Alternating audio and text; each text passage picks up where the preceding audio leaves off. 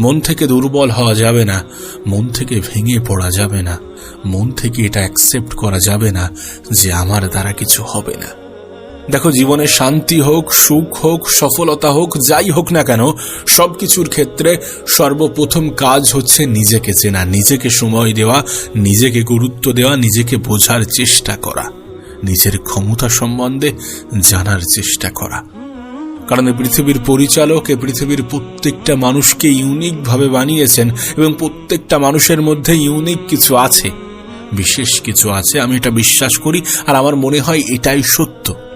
তুমি যদি নিজেকে চিনতে শুরু করো, নিজেকে জানতে শুরু করো, নিজের ক্ষমতা সম্বন্ধে জানতে শুরু করো, তাহলে পৃথিবীর কোনো মানুষ তোমাকে দুর্বল করতে পারবে না।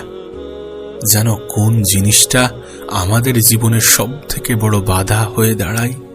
অবশ্যই আমাদের অতিরিক্ত চিন্তা, আমাদের অতিরিক্ত পরিকল্পনা। আমরা পরিকল্পনা করতে অধিক পারদর্শী, আমরা পরিকল্পনা করতে ভালোবাসি। অবশ্যই কোনো কিছুর শুরুতে পরিকল্পনা করা উচিত।